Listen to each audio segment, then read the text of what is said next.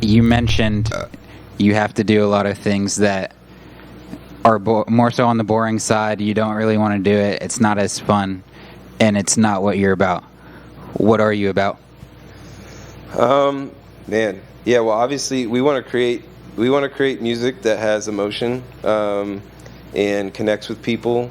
But even more than that, like this idea of connecting with people, you know, for me, and you probably heard some of this. I grew up in the church, and I grew up around religion, and there were a lot of things that I felt like I was told that I didn't understand, and I feel like a lot of people have come from that. Or we also live in a day and age where, dude, so many wires are crossed about, like, if you say Christian, what does that even mean to some people? Or you talk about God or Jesus, and there's so many different interpretations of that.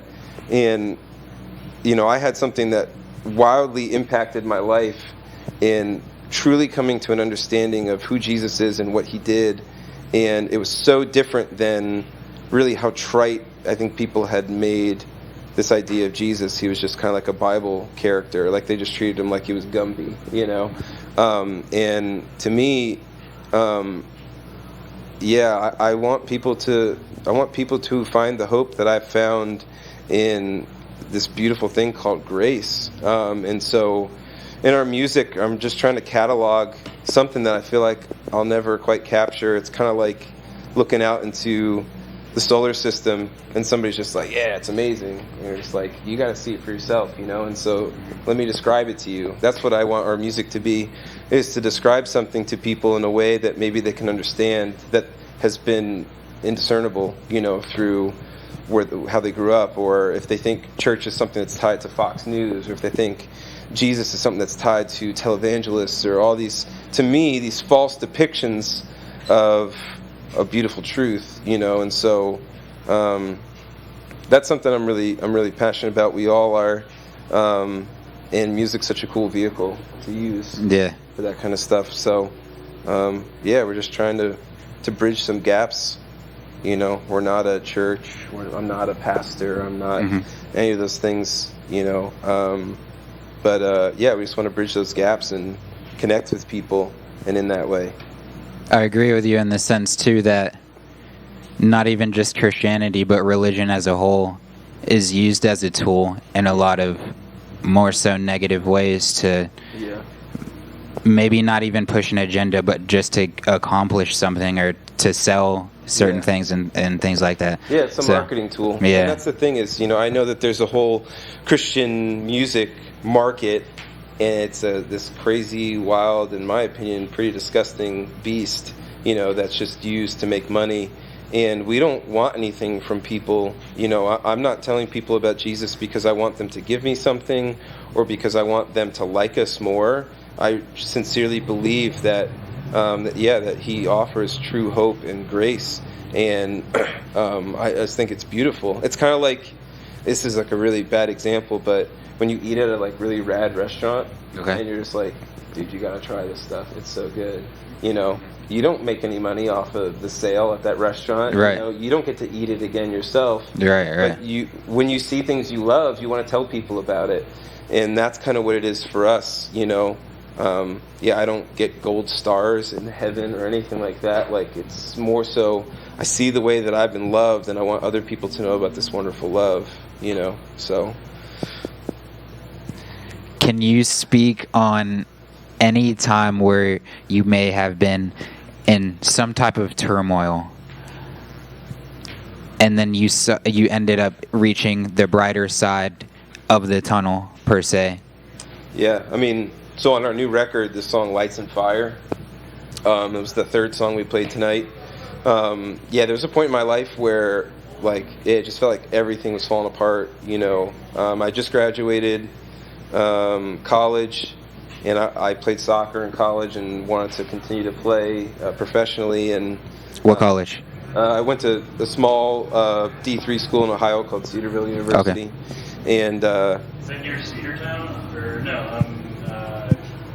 Atwater? No, it's by Dayton, Ohio. Oh, okay. Yeah. So anyway, I was trying to play soccer, and I tore my ACL and my meniscus, and it was like pretty brutal injury. And soon after that, like, I was playing music at that time too. My house got robbed. They stole all my gear, my laptop, all my recording, like everything. Like, they even stole like some like clothes and like underwear, and I'm just like, yo, dude. Yeah, they needed that. Yeah. They didn't realize how much I did. I was broke, dude.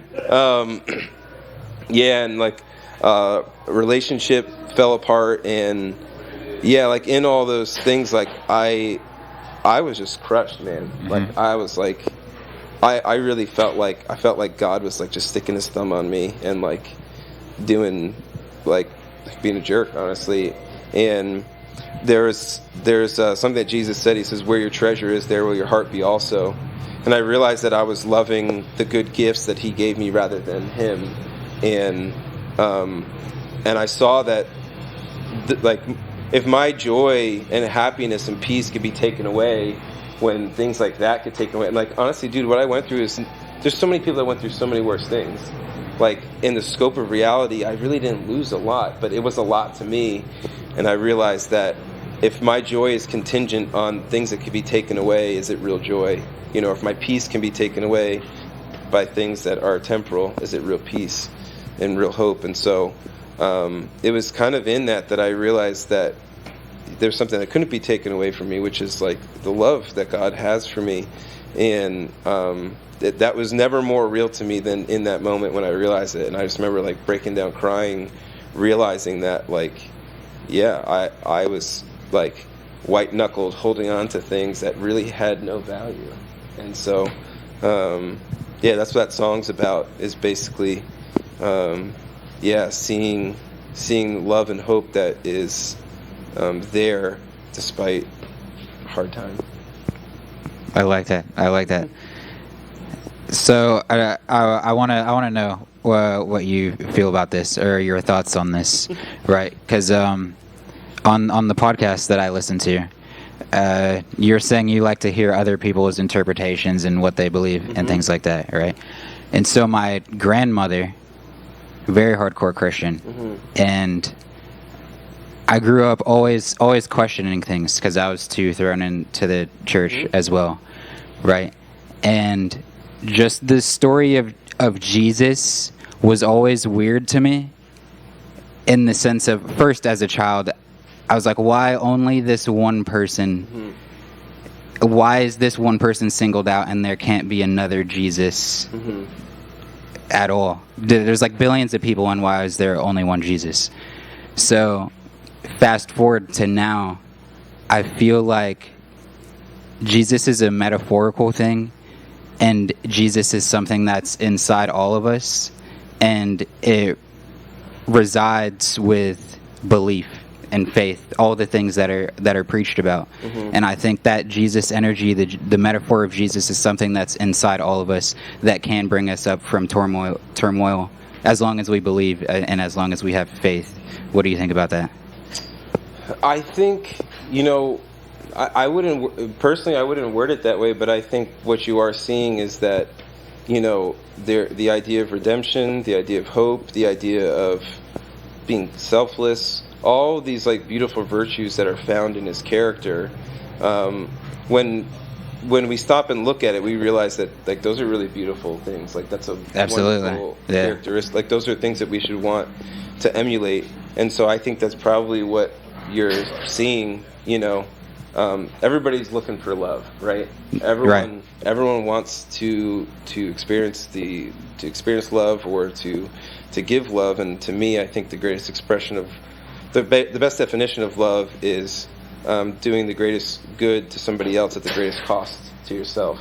I believe that's the greatest expression of love, because that means you get nothing out of it. You've done that purely for the sake of the other person. And that's what I found in the gospel, is that Jesus did something completely for me that completely costed him. And so I can see where you're pulling some of those threads, you know, out of that, and seeing how, you know, it works in your life. And so I can see where you're getting that. Yeah, because even to what you're saying, and even in the Bible or stories, I think all the characteristics we were talking about is all things that Jesus and the stories had to embody to be able to withstand what he was going through, to be able to give to you. Yeah, Yeah, I agree. yeah. We got deep, like- everybody. I like how we came to the agreements, even though our thoughts are different on it. You know what I mean? Yeah, well, for me, I just try to find that kernel of truth that I'm like, yeah, I'm with you, man. Yeah. Yeah. Is anyone still there? What the fuck?